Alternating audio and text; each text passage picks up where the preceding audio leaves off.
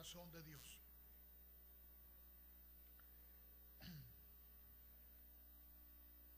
Capítulo 2 de la carta a los Filipenses. Dice: por tanto, si hay alguna consolación en Cristo, si algún consuelo de amor, si alguna comunión del Espíritu, si algún afecto entrañable, si alguna misericordia, completad mi gozo, sintiendo lo mismo, teniendo el mismo amor, unánimes, sintiendo una misma cosa, sintiendo una misma cosa, un mismo sentir. Nada hagáis por contienda o por vanagloria, antes bien con humildad, estimando cada uno a los demás como superiores a él mismo, no mirando cada uno por lo suyo propio, sino cada cual también por lo de los otros. Haya pues en vosotros este sentir que hubo también en Cristo Jesús, el cual siendo en forma de Dios no estimó el ser igual a Dios como cosa a que aferrarse, sino que se despojó a sí mismo, tomando forma de siervo, hecho semejante a los hombres, y estando en la condición de hombre, se humilló a sí mismo, haciéndose obediente hasta la muerte y muerte de cruz. Por lo cual Dios también le exaltó hasta lo sumo y le dio un nombre que es sobre todo nombre, para que en el nombre de Jesús se doble toda rodilla de los que están en los cielos y en la tierra y debajo de la tierra, y toda lengua confiese que Jesucristo es el Señor, para gloria de Dios Padre. Por tanto, amados míos, como siempre habéis obedecido, no como en mi presencia solamente, sino mucho más ahora en mi ausencia, ocupaos en vuestra salvación con temor y temblor. Porque Dios es el que produce en vosotros así el querer como el hacer por su buena voluntad. Para experimentar ese sentir similar todos, tiene que provenir de Dios. Tiene que ser Dios el que lo motive, porque ninguno de nosotros podemos llegar a sentir lo mismo que Él sintió si no nos es provisto por Él mismo.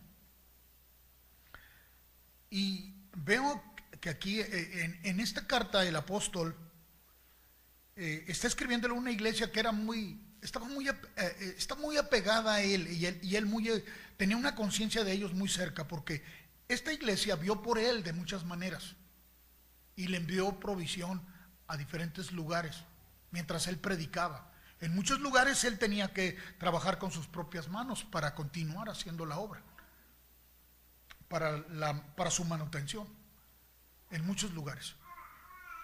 Pero de ellos da testimonio de que siempre estuvieron pendientes por él. A la iglesia, a los corintios, les refiere a este asunto, porque en la iglesia en Corinto, experimentó mucho la influencia de muchos del judaísmo que no creían que el ministerio que Pablo estaba desarrollando era un ministerio verdadero, y lo atacaron muchas veces. Pablo experimentó el menosprecio de sus contemporáneos, a aquellos que le precedieron en el evangelio, o sea, que recibieron primero la virtud del Espíritu Santo. Cuando el Espíritu lo llamó a él, cuando el Señor lo trajo hacia sí y lo invistió de poder para llevar más allá de los linderos del judaísmo, de los judíos, para llevar el evangelio, muchos no creían que era de veras su conversión. Recibió una abundancia de revelación que muchos de los otros, sus contemporáneos en el evangelio, no recibieron. ¿Por qué? Por las resistencias naturales de todas las doctrinas que traían previamente establecidas. Todas las doctrinas que estaban fundamentadas solamente en la ley, pero en una ley que para ellos, aunque era lo más precioso, también los tenía cautivos porque no entendían la substancia de la ley. Vivían bajo condenación por la misma ley que ellos enseñaban, y realmente no había libertad. Usted sabe, el hombre que no conoce a Dios tendrá libre albedrío.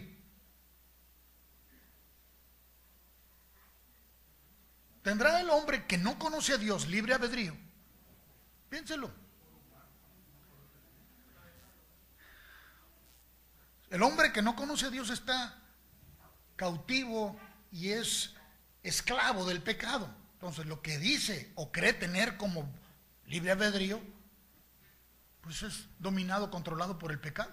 Entonces, la verdad, no conoce la verdad. No es libre, porque por eso Jesús dijo, conoceréis la verdad y la verdad os hará libres. Entonces, el que no le ha creído al Señor, aunque se cree libre para hacer lo que quiere, está cautivo de su propia voluntad, que está influenciada por el pecado. Mucho de este entendimiento que le sobrevino a Pablo, que recibió, de lo cual testifica, porque dice que si en el cuerpo o fuera del cuerpo no lo sabe. Conozco a ese hombre y se fue llevado hasta el tercer cielo, donde le fueron reveladas palabras inefables que no le es al hombre dado conocer, pero que les dado a conocer por el Espíritu. Dios produjo en él un sentir. Si en la primera manifestación que vemos de él en las Escrituras, como Saulo de Tarso, lo vemos como un hombre duro, pero muy firme en la ley, que perseguía a los creyentes. De pronto el Señor lo toma, quiebra esa dureza y el hombre se convierte en una fuente de vida. Lo convierte el Señor en alguien a través del cual viene a traer mucha libertad y viene a traer mucho entendimiento de él, mucha revelación de Dios.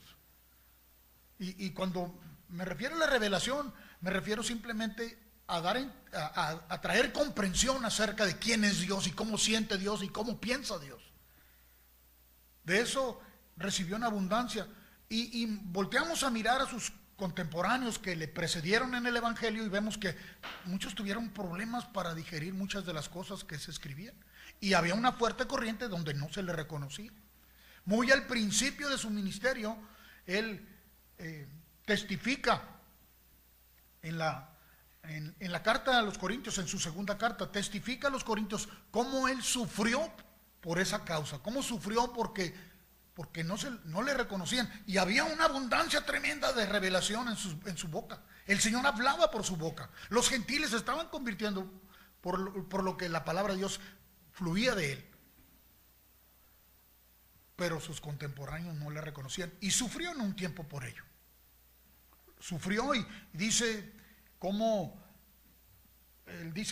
para que la grandeza de esa revelación no me sobreexaltara desmedidamente, me fue dado un aguijón en la carne. Un mensajero de Satanás que venía y me abofeteaba. Qué feo, ¿no? Siendo portador de la verdad y experimentando el gozo de entender el criterio de Dios y escuchar a Dios directamente, de pronto que Satanás venga y te ponga unas bofetadas. ¿Por qué sentía eso? ¿Y a qué se debía ese aguijón? Pues el aguijón del cual él habla era precisamente el dolor que experimentaba cuando no le reconocían como apóstol. No se le reconocía como apóstol. Sus contemporáneos no lo hacían. Algunos citan alguna situación física que él pudo experimentar, pero dice, ese aguijón me fue dado en mi carne. Ahora, está testificando de algo que había acontecido en su pasado. Y del cual, dice, 3 veces he rogado o rogué al Señor que lo quitase de mí. En 3 ocasiones, dice, le dije al Señor, Padre, quítame esto. Y el Señor solamente le respondió, mi gracia es más suficiente, más que suficiente para ti. No dejó de sentir dolor por la iglesia y lo manifiesta en los escritos. Pero ahora vemos que ese sentir al cual se refiere a la manifestación del corazón de Dios en nosotros. No el sentir de dolor porque no se nos reconoce. Cuando nuestro ego es maltratado. Cuando tú expresas algo que Dios te manifestó y los demás te dicen, estás loco. Mentiras. Si tú eras así, tú eras asá y tú eras asá. Ese dolor que experimentamos en nuestro ego cuando nos duele porque las demás no reconocen la verdad. Y aunque la verdad está siendo expresada por nuestra boca. Si sientes dolor por eso, entonces pues no le digas a Dios que te quite eso. Más bien reconoce que necesitas tornar tu atención hacia Dios. Para que el sentir de Dios se manifieste siempre en tu corazón. Hay en ustedes el mismo sentir que hubo y se manifestó en Jesús. El mismo. O sea que debemos, al prestar atención a Dios, discernir por qué experimentamos dolor cuando a alguien le predicamos, le compartimos y no recibe. ¿Por qué estamos sintiendo dolor? ¿Por esa alma que está perdida, que está desorientada o que está encerrada, ¿verdad? Está encerrada en un criterio que no le permite? ¿Cuántas cosas, cuántas doctrinas, cuántas enseñanzas hay en el alma de la iglesia el día de hoy que todavía le transmiten, le comunican criterios equivocados de cómo es el carácter de Dios? Que Dios hace así, que Dios hace así, y no son más que ideas de hombres acerca de Dios. Porque el único que puede manifestar a Dios es Él mismo. El único que puede revelar a Dios es Dios. Así que cada miembro del cuerpo de Cristo le es primordial recibir de Dios entendimiento. Si no, se van con lo que otro dice de eso. Me compartían, me platicaban de cómo estuvieron viendo algunos videos, algunas películas acerca de ese tópico precisamente, y al estarlo viendo y citando las cosas que citaban acerca de cuál era el aguijón de Pablo, dice, no es verdad eso que están diciendo. No es verdad. Es necesario estar atento siempre al Señor para entender, pero no solamente para entender, sino para sentir como Él siente. Él quiere que tú y yo podamos experimentar ese mismo sentir por las almas. Y si sientes dolor, que sea por la razón correcta. Porque dijo de Pablo cuando lo llamó, ¿recuerdan? Lo llamó y le dijo, ve ahí entra a la ciudad, a Damasco. Y lo llevaron ciego, con cosas en sus ojos que no le permitían ver la verdad. Estando ahí 3 días, Dios llamó a otro de sus discípulos y le dijo, ahora ve con él. Y el otro dijo, ay Señor. Ananías dijo, Señor, yo he oído muchas cosas de este hombre, muy terribles.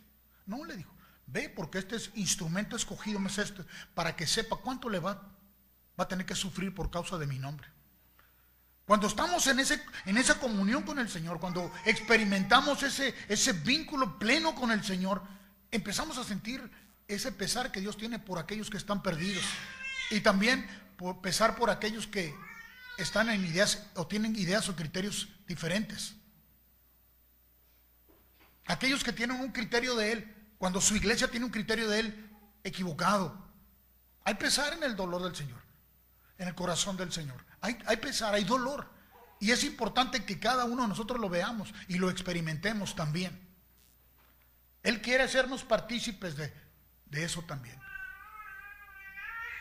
Porque así se manifiesta que a Dios...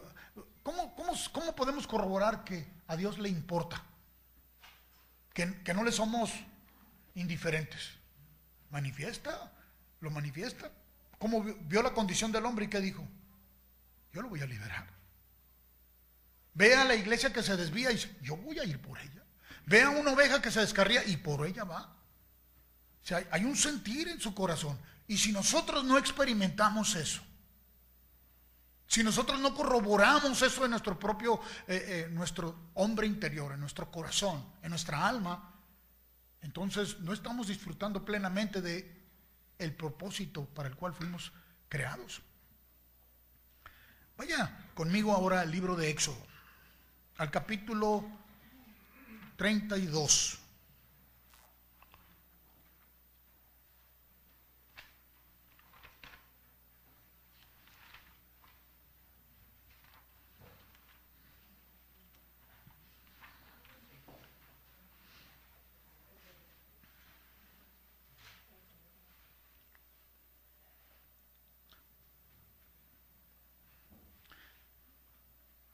Viendo el pueblo que Moisés tardaba en descender del monte, ¿recuerda?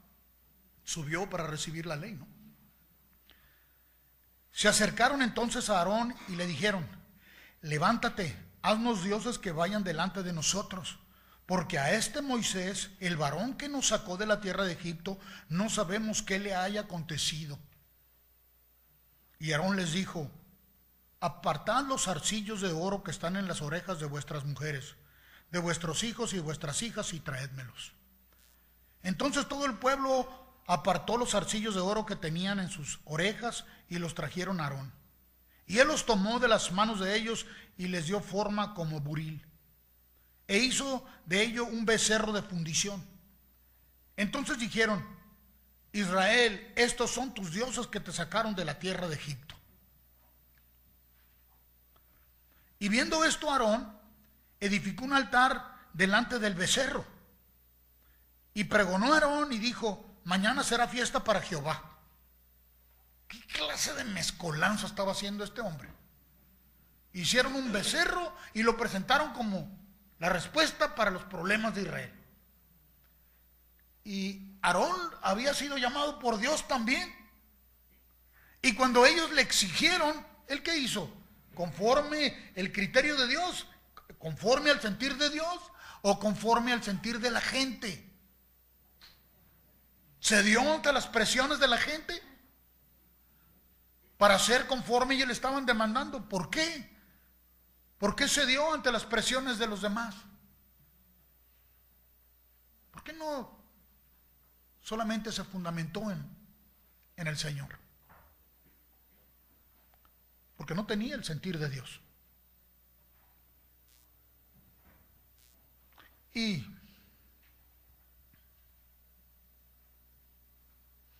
al día siguiente madrugaron y ofrecieron holocaustos y presentaron ofrendas de paz, y se sentó el pueblo a comer, a beber, y se levantó a regocijarse.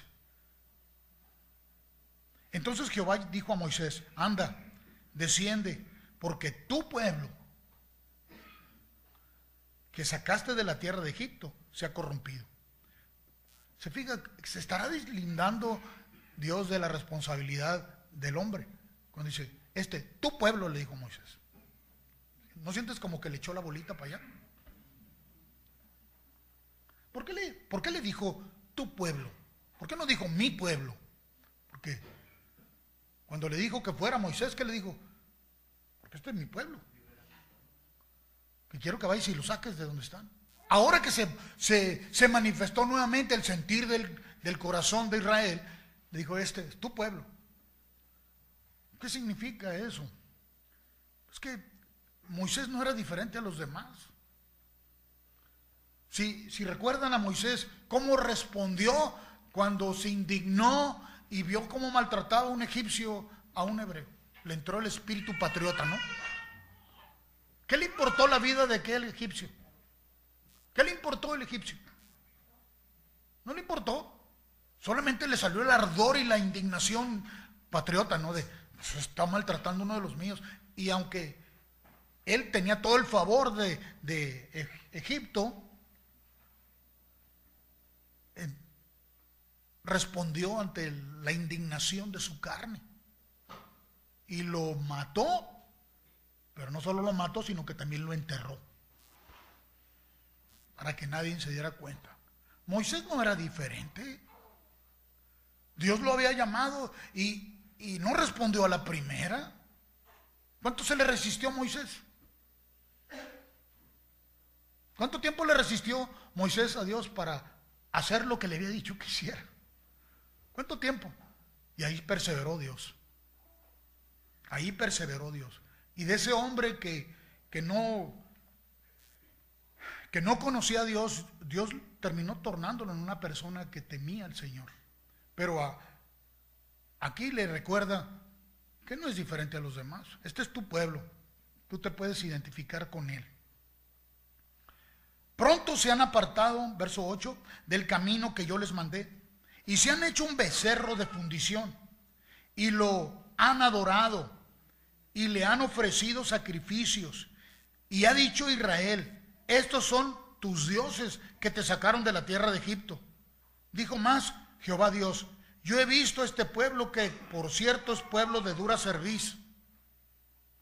Ahora pues, déjame que se encienda mi ira con ellos y los consuma. Y de ti yo haré una nación grande. Deja que se encienda mi ira en ellos. Le está pidiendo autorización a Moisés. Déjame que me enoje contra ellos. Y yo a ti te voy a favorecer y a ellos me los voy a echar al plato. Digo, coloquialmente, ¿no? Dice, entonces Moisés oró en presencia de Jehová su Dios y dijo, oh Jehová, ¿por qué se encenderá tu furor contra tu pueblo, que tú sacaste de la tierra de Egipto con gran poder y con mano fuerte? ¿Por qué han de hablar los egipcios diciendo, para mal los sacó, para matarlos en los montes y para raerlos de sobre la faz de la tierra? Vuélvete del ardor de tu ira y arrepiéntete de este mal contra tu pueblo. Acuérdate de Abraham, de Isaac y de Israel tus siervos, a los cuales has jurado por ti mismo y les has dicho, yo multiplicaré vuestra descendencia como las estrellas del cielo y daré a vuestra descendencia toda esta tierra de que he hablado y la tomarán por heredad para siempre. ¿Está acaso Moisés recordándole a Dios? ¿Acaso se le había olvidado a Dios? Porque dice, acuérdate.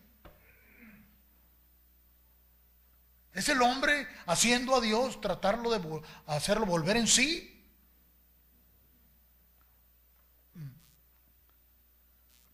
Quiero que vayas al libro de Deuteronomio, al capítulo 9.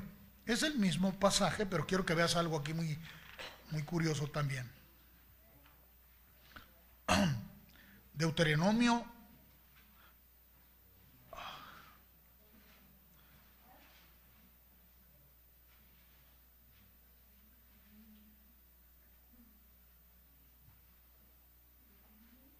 capítulo 9.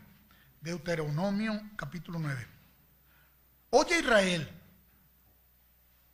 tú vas hoy a pasar el Jordán. O sea,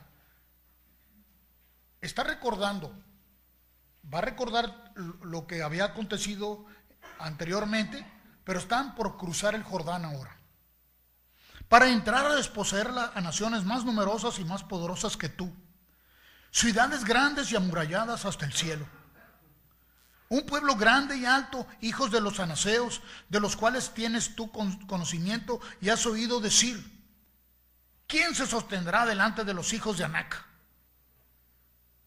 Entiende pues hoy que es Jehová tu Dios el que pasa delante de ti como fuego consumidor, que los destruirá y humillará delante de ti, y tú los echarás y los destruirás enseguida como Jehová te ha dicho.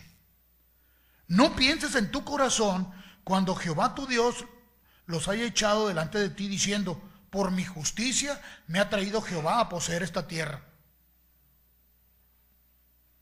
Pues por la impiedad de estas naciones Jehová las arroja de delante de ti. No por tu justicia, ni por la rectitud de tu corazón, entras a poseer la tierra de ellos, sino por la impiedad de estas naciones Jehová tu Dios las arroja de delante de ti, y para confirmar la palabra que Jehová juró a tus padres Abraham, Isaac y Jacob.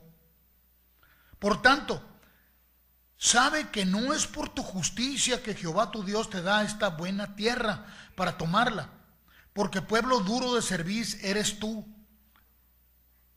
Acuérdate, no olvides que has provocado la ira de Jehová tu Dios en el desierto, desde el día que saliste de la tierra de Egipto, hasta que entraste en este lugar, habéis sido rebeldes a Jehová. En Horeb provocasteis a ira a Jehová, y se enojó Jehová contra vosotros para destruiros. Cuando yo subí al monte, está hablando ahora retrospectivamente, ¿verdad? Para recibir las tablas de piedra, las tablas del pacto que Jehová hizo con vosotros, estuve entonces en el monte 40 días y 40 noches, sin comer ni beber agua. Y me dio Jehová las 2 tablas de piedra escritas con el dedo de Dios, y en ellas estaba escrito según todas las palabras que os habló Jehová en el monte, de en medio del fuego, el día de la asamblea. Sucedió al fin de los 40 días y 40 noches que Jehová me dio las 2 tablas de piedra, las tablas del pacto. Y me dijo Jehová, levántate, desciende pronto de aquí, porque tu pueblo que sacaste de Egipto se ha corrompido. Pronto se han apartado del camino que yo les mandé, se han hecho una imagen de fundición. Y me habló Jehová diciendo, he observado a ese pueblo, y he aquí que es pueblo duro de servicio. Déjame que los destruya, y borre su nombre de debajo del cielo, y yo te pondré sobre una nación fuerte y mucho más numerosa que ellos. ¿Le está proponiendo algo contrario al Señor? Déjame que los destruya. Déjame que acabe con ellos, porque son duros de servicio. Y yo a ti te voy a hacer un favor más grande. Te voy a poner sobre una nación más fuerte y más grande. Pero le está diciendo, déjame hacerlo. ¿Qué? ¿Acaso Dios necesita del consejo del hombre? ¿O que el hombre le dio autorización?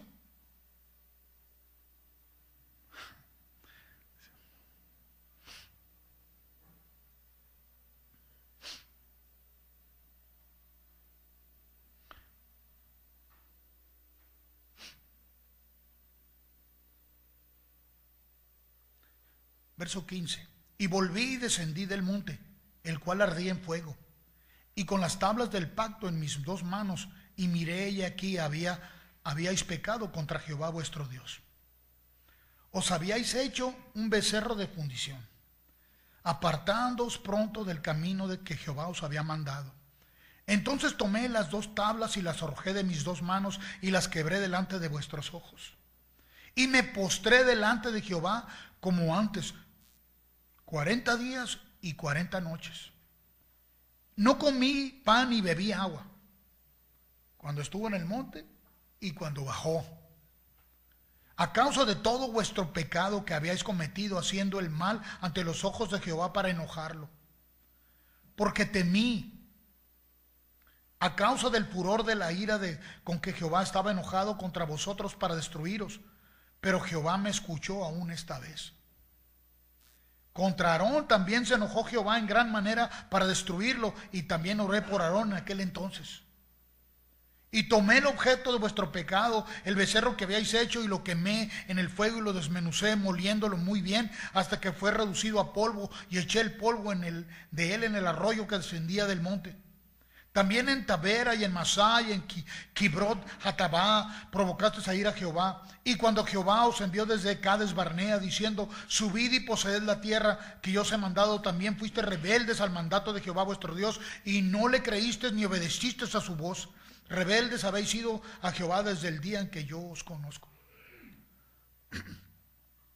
¿Será que la intercesión de Moisés logró convencer y apaciguar el enojo de Dios? ¿Podrá el hombre convencer a Dios? ¿Será más justo el hombre que Dios? ¿Lo hará volver de sus pensamientos? Créame, ese es un criterio y una doctrina que por muchos años la iglesia ha creído. Que cree que se puede postrar delante de Dios para venderle sus ideas, sus criterios y persuadirlo a que haga conforme nosotros le pedimos. Nos ha afectado por mucho tiempo y ha afectado a la iglesia en general esos criterios. Lo único que podemos ver aquí y lo único que realmente es revelando del Señor es que Él puede poner su sentir en nosotros. Es el sentir de Dios que puso en Moisés para interceder de esa manera, porque el único que hace una intercesión eficaz es el Señor. Cuando habla de Jesús, dice, el cual vive siempre para interceder por ellos. El intercesor verdadero, genuino, es el Espíritu Santo que está hoy aquí. Nosotros podemos experimentar eso en nuestro corazón por la gente. Nosotros podemos experimentar eso por el mundo y también por nuestros hermanos que están en ideas equivocadas. que tienen doctrinas erróneas y que están siguiendo doctrinas erróneas. Y cuando nosotros queremos hacerlo, sacarlos de esos criterios, ayudarles y quererlos sacar de su error, muchas veces nos metemos en problemas de contender unos con otros. Porque somos nosotros tratando de hacerlos volver del error. Pero no estamos escuchando al Señor, no es su sentir. Y cuando no nos escucha, a veces nos justificamos y decimos, no, pues que se vayan al infierno. No quieren, ni modo. Imagínense que sí pensara Dios de nosotros. Que el Señor había dicho, ¿saben qué? Ya me harté. Batallé con los de Egipto. Batallé con Israel allá todo el camino. Y ahora estoy batallando con ustedes, iglesia. Ya, me harté. ¿A dónde va a buscar uno que interceda por nosotros? Lo encuentra siempre en Jesús.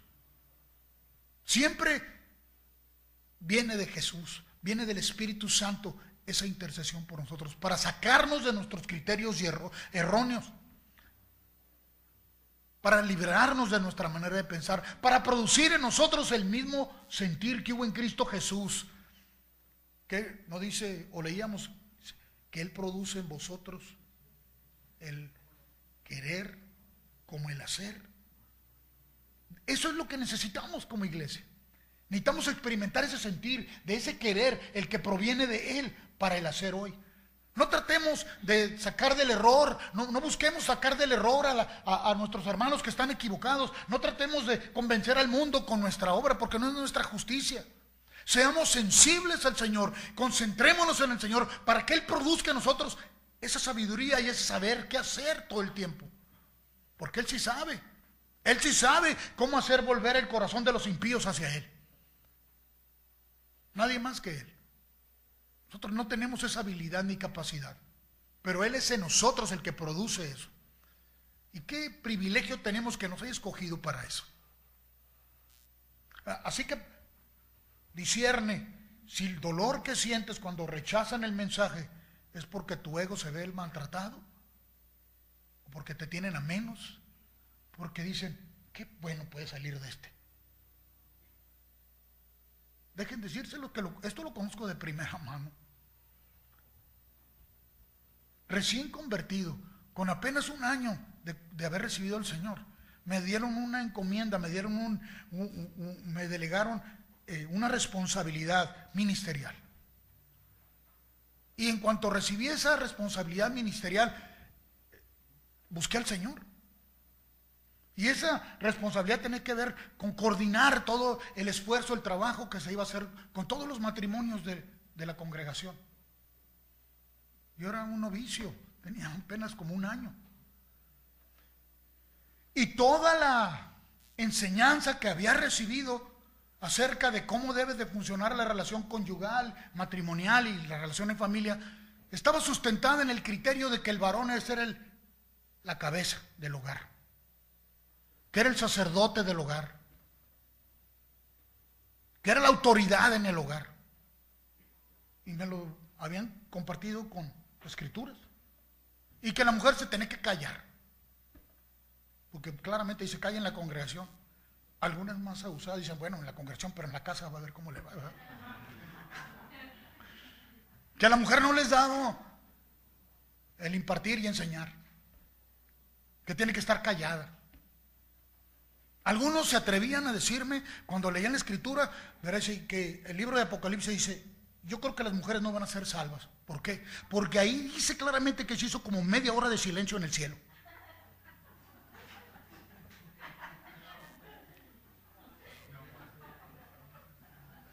Doctrinas muy extrañas y raras, pero yo las había escuchado. Así que me esforzaba por ser el sacerdote en mi hogar. Me esforzaba por dar dirección, me esforzaba por tratar de cumplir con todo. Y empecé a sentir como que se me hacía una carga, porque la Biblia dice que la mujer debe de sujetarse a su marido. Le dice, ¿qué hubo, mija? Yo tengo una responsabilidad grande y tú que no te quieres sujetar. Ya me daban ganas de sujetarla, pero del cuello.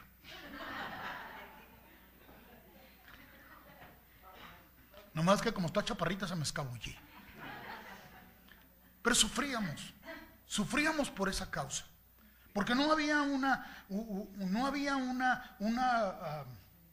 sana doctrina entre nosotros que nos ayudara a relacionarnos, para trabajar como uno solo. No solamente para criar a nuestra familia que teníamos, que ya habíamos procreado, sino para desarrollar en el ministerio. No era saludable eso. Y luego encima de eso me dan la responsabilidad general de coordinar el esfuerzo evangelístico en ese sentido en la iglesia. Yo decía, si no puedo empezar ni en mi casa.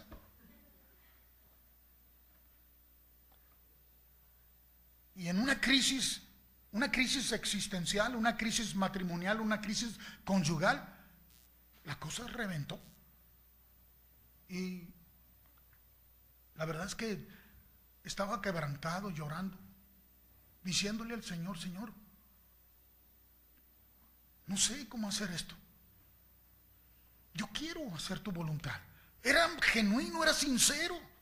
Yo quiero hacer tu voluntad. Yo quiero hacer todas las cosas que tú quieres que yo haga, pero me resulta muy difícil hacerlo con esta mujer.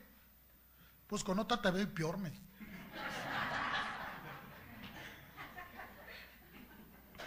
Algunos se creen la mentira. Algunos se creen la mentira y quieren cambiar de cónyuge y les va peor. El asunto no reside en eso. Entonces yo clamé llorando, arrodillado, pidiéndole al Señor dirección. Quería cumplir con todo aquello que Dios había dicho que yo tenía que hacer. Había un deseo profundo en mi corazón.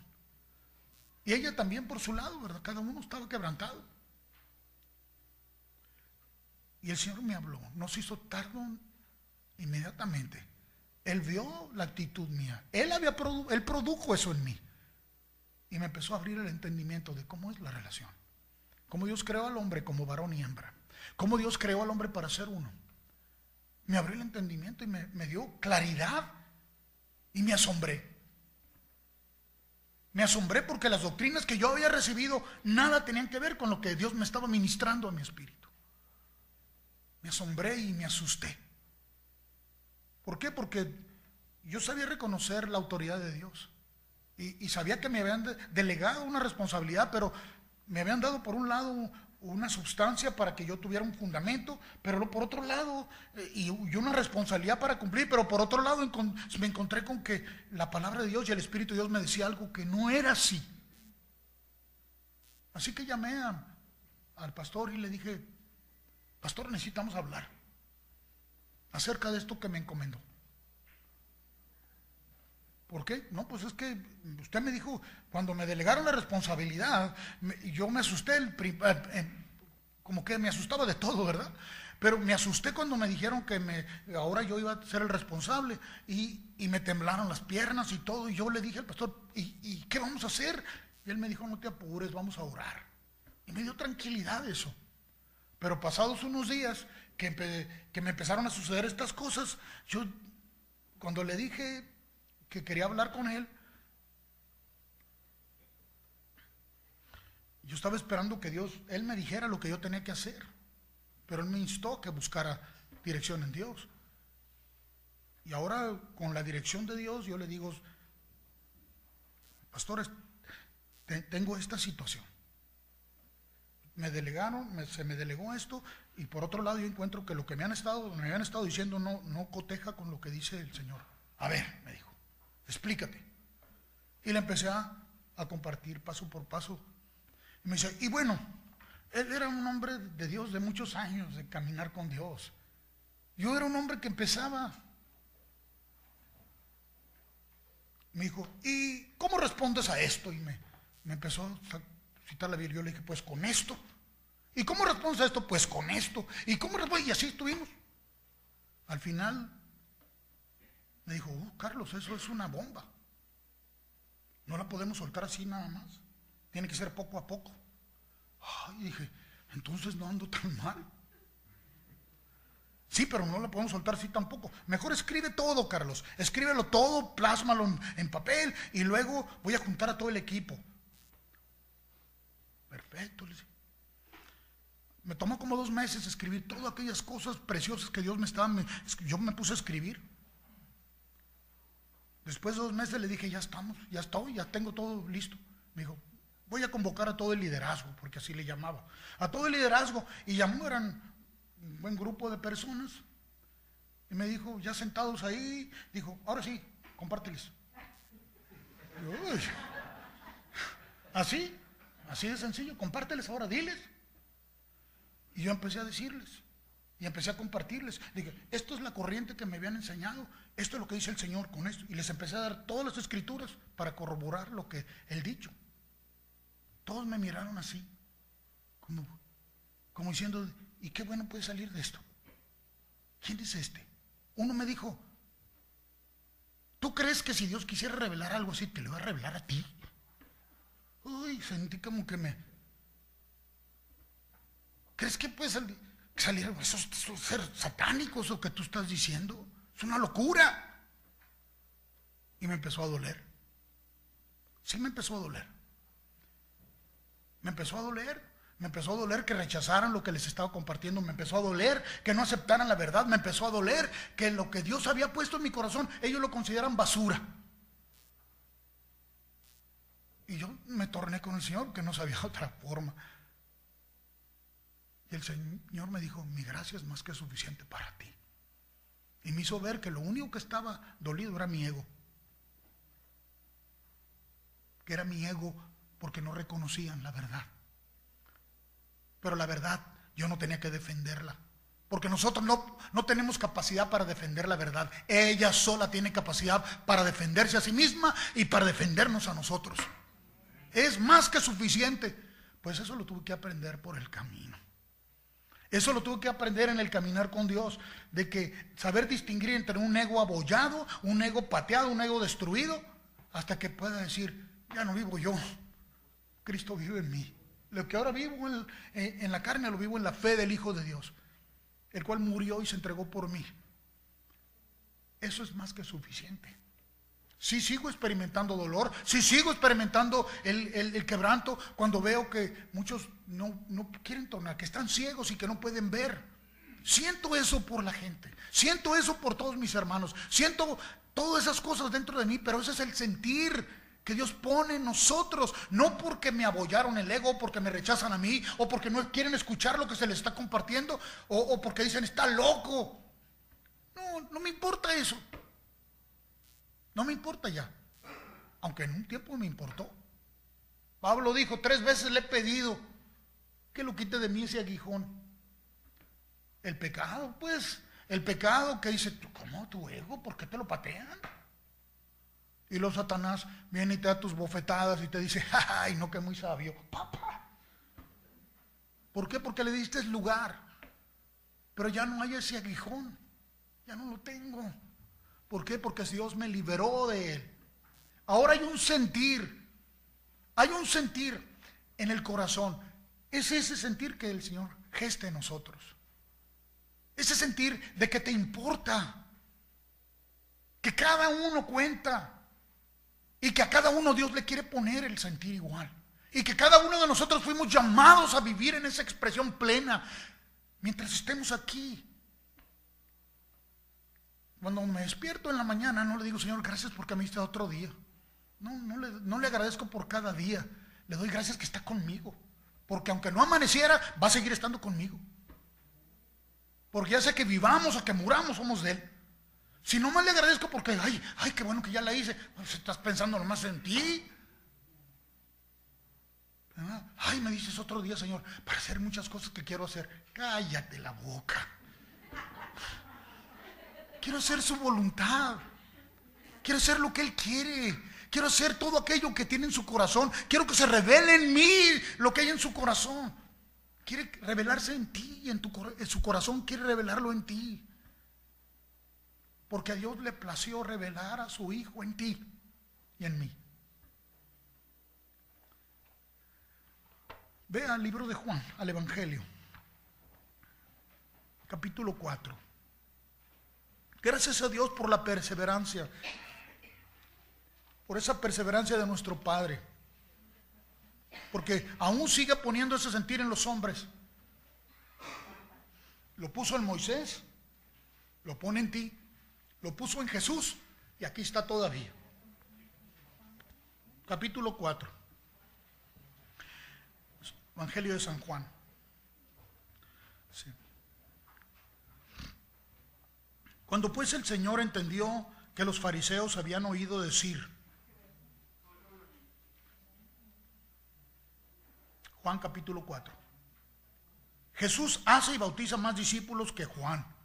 Ya estaban sembrando la discordia, ¿no? Ahí estaban metiendo veneno. No, pues es que está haciendo más, está bautizando a más, ¿verdad? Que Juan, como para despertar un espíritu de competencia. Y oyó Jesús que estaban diciendo eso. Dice, aunque Jesús no bautizaba, sino sus discípulos. Se fue. Se fue, salió de Judea. No, pues es que lo que estaba buscando el diablo es instigar ahí, a crear una actitud de competitiva entre ellos. Salió de Judea y se fue otra vez a Galilea. Y le era necesario pasar por Samaria. Vino pues a una ciudad de Samaria llamada Sicar, junto a la heredad que Jacob dio a su hijo José. Y estaba allí el pozo de Jacob. Entonces Jesús, cansado del camino, se sentó así junto al pozo. Era como la hora sexta. Vino una mujer de Samaria a sacar agua. Y Jesús le dijo, dame de beber. Pues sus discípulos habían ido a la ciudad a comprar de comer.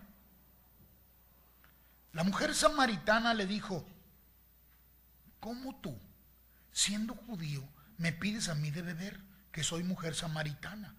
Porque judíos y samaritanos no se tratan entre sí. Judíos samaritanos. Los samaritanos también son descendientes de Abraham, pero vienen por la línea vienen por la línea de Agar, pero creían en los mismos patriarcas. Pero había entre judíos y samaritanos el desdén. A un judío poco le importaba un samaritano. Y a un samaritano poco le importaba un judío. Un judío le está pidiendo a una samaritana y luego mujer, porque no se hablaban, pues no le hablaban a las mujeres en la calle. Se le encuentra ahí él cansado del camino, le dice, mujer, dame de beber.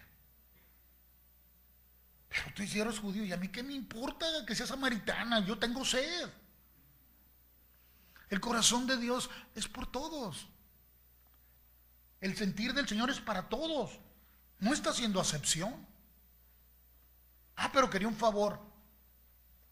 ¿Crees acaso, le dijo a Pilato, que no podría yo llamar al Padre y decirle que enviara 12 legiones de ángeles que me protegieran cuando lo iban a crucificar? ¿A poco cree que estaba necesitado que la mujer fuera y le sacara el agua? Estaba solamente tratando de hacer una conexión ahí, porque tenía en su corazón cosas para bendecir. Todo lo que giraba en él, todo lo que se movía en él siempre tenía que ver con todo su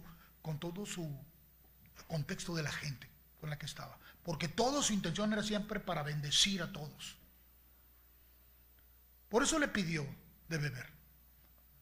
No le importaba que fuera samaritana, era un alma que necesitaba.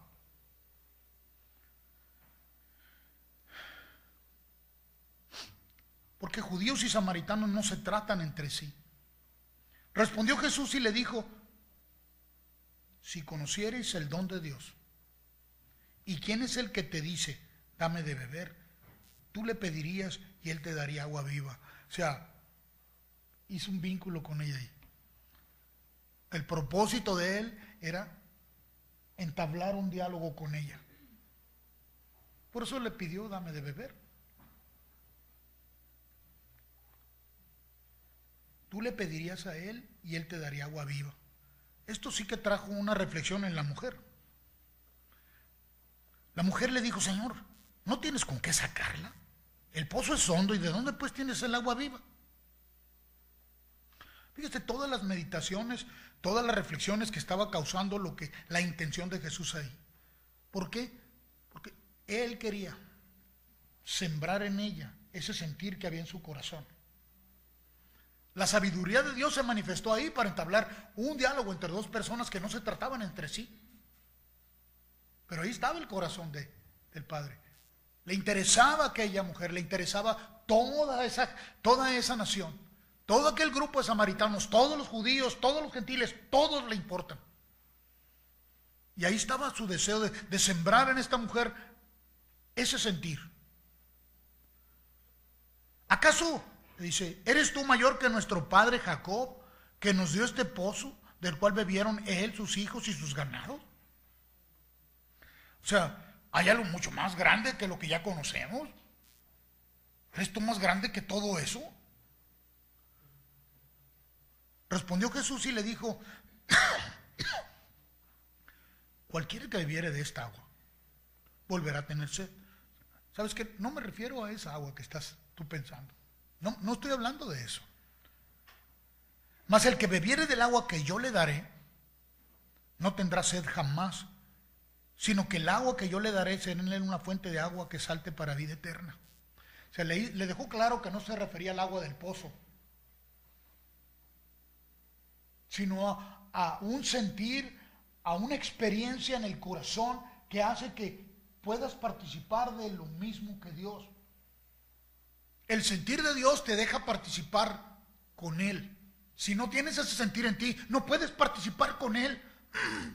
Y esto no es porque Él no quiere depositarlo en ti. Él quiere poner y que se desarrolle en ti ese sentir ampliamente. Porque si no, no serás capaz de entender los criterios de Dios. Solamente recibirás lo que los hombres te dicen. Como en un tiempo yo lo hice. Solamente recibí palabras de hombres que me decían cómo era, usando la misma Biblia.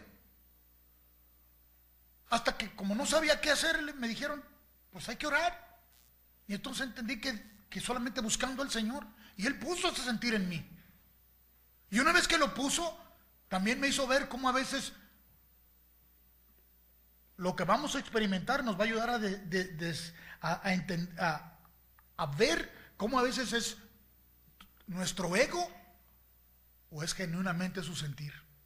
Cuando la verdad es puesta en ti y empieza a ser expuesta y te rechazan, ¿qué te duele? Tu ego o su ceguera. Ahí te ayuda el Señor a que tú puedas discernir entre las dos cosas. Jesús está muy claro del fluir del corazón de Dios en él y está compartiendo con ella. Pero ella le dijo, si no tienes con qué sacarla, es que no me refiero a esa agua.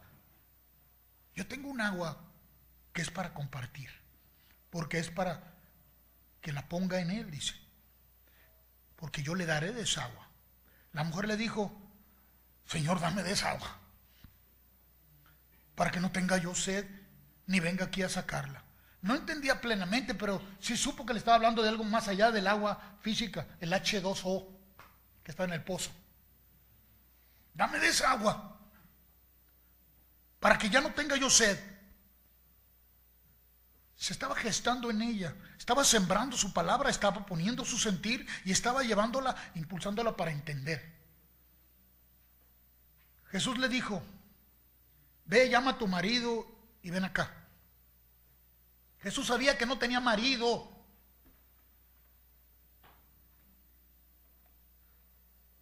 Respondió la mujer, le dijo,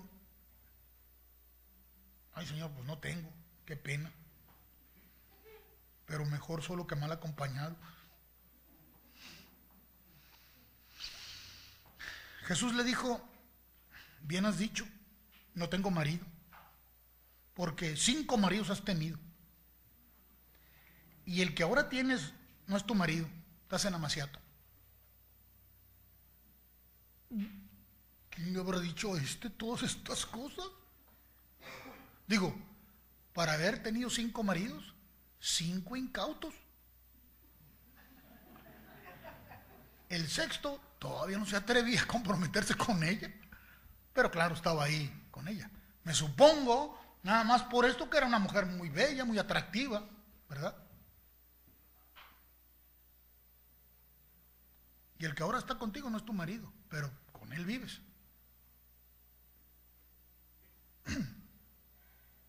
Esto es dicho con verdad. Le dijo a la mujer: Señor, me parece que tú eres profeta, por si no te habías dado cuenta.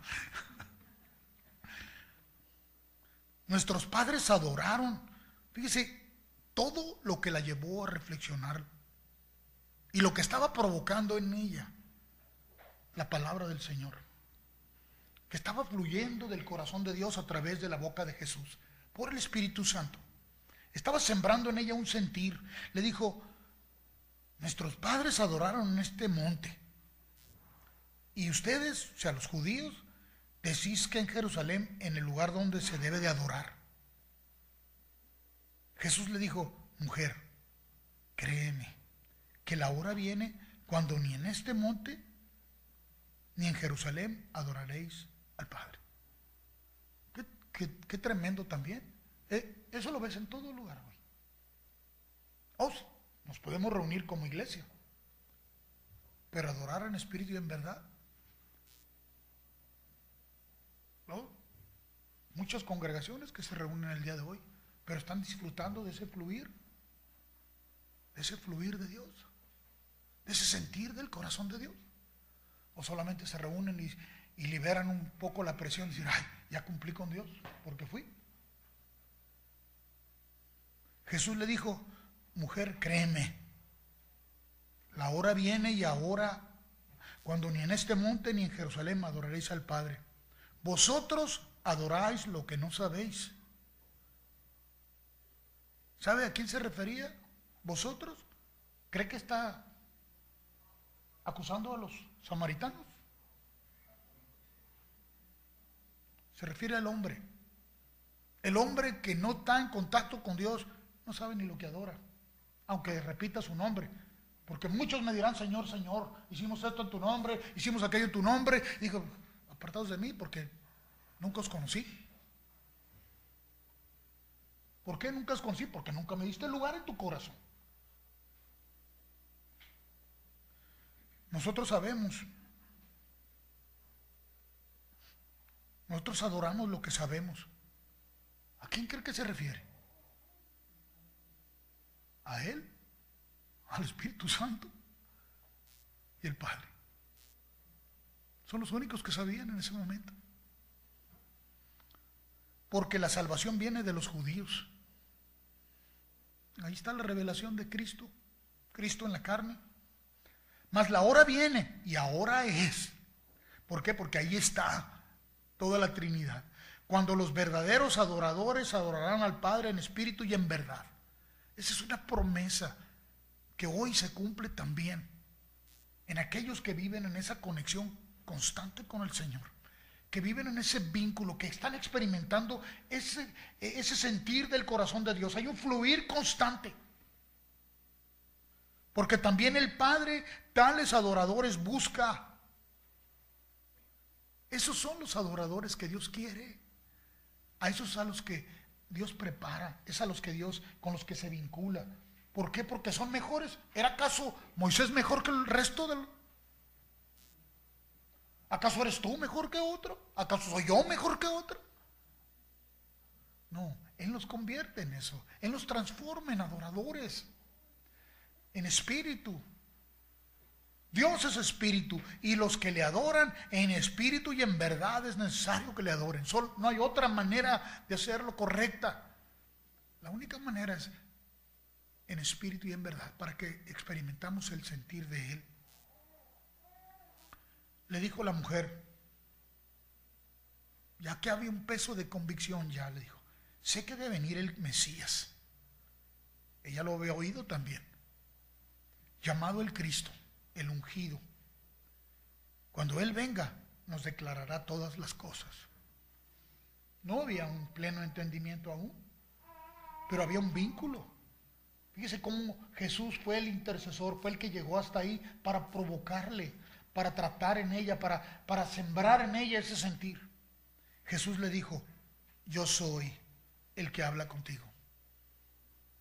Ya no hay necesidad de esperar. Ya no tienes que esperarte. Ya está aquí. Ese vínculo ya se estableció. Él está aquí para producir en ti el querer como el hacer. En esto vinieron los discípulos y se maravillaron de que hablara con una mujer. Sin embargo, ninguno dijo, ¿qué preguntas o qué hablas con ella? Porque donde hay miedo ni coraje da. No se atrevían todavía, ¿verdad? No se sentían en esa libertad de preguntar. ¿Por qué? Porque todavía no habían sido librados. Estaban en contacto con la verdad de constante. Y eso iba a causar en ellos un efecto tremendo. Esta mujer era su primer encuentro con Jesús. Entonces la mujer dejó su cántaro y fue a la ciudad y dijo a los hombres, venid, ved a un hombre que me ha dicho todo cuanto he hecho. ¿No será este el Cristo? ¿Qué le dijo Jesús? Ve por ese que no es tu marido, pero que vives con él, y ven para acá. Ella no fue solamente por él, fue por todos los hombres. Se convirtió en un emisario de Dios, se convirtió en un mensajero del Señor. Hubo un sentir en ella no solamente por los de su casa, sino por todos. ¿Quién cree que genera eso en nosotros? No estamos viendo nomás por nuestro ranchito pequeño, estamos viendo por todos. Dios pone ese sentir en nosotros por toda la humanidad. No nomás por los de nuestra casa. Qué egoísta es pensar que, bueno, yo y mi casa ya estamos bien y aquí le vamos a echar ganas, ya ustedes si quieren bien. El Señor le dijo, déjame que los destruya y yo te voy a hacer a ti, te voy a poner un lugar más alto, con un pueblo más grande. Y, ay, qué buena propuesta, de veras, estos son unos malagradecidos y ni te hacen caso, échatelos. No fue eso así, ¿verdad? Porque lo que se está revelando es el corazón de Jesús en un hombre duro, en un hombre curtido, en un hombre que había conocido, había tenido experiencias muy duras. Cuando nació Moisés, ¿cómo Dios lo libró? ¿Usted cree que el bebé sabía quién lo había librado? Y luego aterriza ahí en el palacio con el faraón, todos los favores. Y luego, ¡pum!, se los arrebatan todos. Por su arrebato, por su ira, por su enojo. Todo eso lo dejó. Y allá estuvo batallando con chivas por 40 años. ¿Verdad? Cuidando allá en el monte 40 años. Ya tenía 80 años. Imagínese un hombre de 80 años. Con todas sus experiencias había estado en la cumbre y luego de pronto se hallaba como que en el suelo.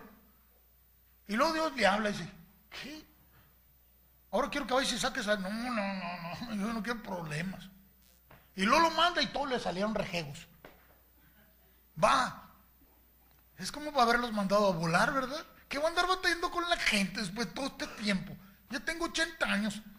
Y estos que no quieren hacer caso para nadie, mátalos a todos. No, pero ahí se reveló el corazón de Dios. ¿Por qué? Porque hubo presencia de Dios ahí. ¿Y a dónde vas a ir donde no está el Señor? ¿A dónde vas a ir que te puedes esconder de Él, que Él no pueda generar en ti el querer como el hacer de Él? Pero solo abandona tus caminos, abandona tus formas, abandona lo que tú sabes hacer para dirigirte solamente por el consejo de Dios. Deja que Él ponga en ti ese sentir. Deja que lo genere Él. Si ya lo estás experimentando, aviva ese fuego. Aviva el fuego del Espíritu que está en ti. Avívalo. Que no mengue. Pero si no lo estás experimentando, vuélvete a Dios. Vuélvete en amistad con Él y tendrás paz. Habrá abundancia en ti. No dejes que el mundo te diga cómo tienes que sentir o cómo tienes que pensar. Deja que el Espíritu Santo te enseñe. Deja que el Espíritu Santo te motive, te inspire. Y vas a sentir la misma pasión que Él siente. Porque no la ha dejado de sentir. Por eso es que estamos vivos aquí nosotros hoy. Y por eso es que tenemos una seguridad y una esperanza de vida eterna en Él. Porque Él vive. Porque Él vive. Y tal vez yo no amanezca mañana, pero Él va a seguir aquí. No sabemos. Pero ya sea que vivamos o que muramos, de Él somos. ¿Quieres estar siempre con esa seguridad en tu corazón? Es la única que te puede hacer habitar confiado y estar aquí y cumplir con aquel propósito para el cual tú fuiste hecho. Dios está con nosotros, muchachos. No nos olvidemos de eso. Él nos da de continuo lo que hemos de decir y lo que hemos de hablar y lo que hemos de hacer. Diariamente está con nosotros. No te olvides de eso. No tienes que hacer otra cosa más que busca. No está escondido, está ahí. Cerca de ti está la palabra, en tu boca y en tu corazón. El Espíritu de Dios está con nosotros. Busquémosle, dice, mientras pueda ser hallado. Porque un día, como nos ha estado anunciando su palabra, Él va a volver. Va a volver por una iglesia, la iglesia que Él ha edificado y que lleva ese sentir, para preservarnos de la hora de la prueba, que ha de venir sobre todo el mundo. Él va a volver. Yo no quiero que me hallarme y decir, Señor, ¿qué pasó? ¿Por qué me quedé? Su palabra va a perseverar en mí. ¿Perseveraré yo en Él? Las tribulaciones que vendrán no me apartarán, porque aún hasta los escogidos buscará el enemigo engañarlos. ¿Cómo estoy fundamentado hoy? ¿Cómo estoy viviendo? ¿Estoy deseando que venga por mí ya?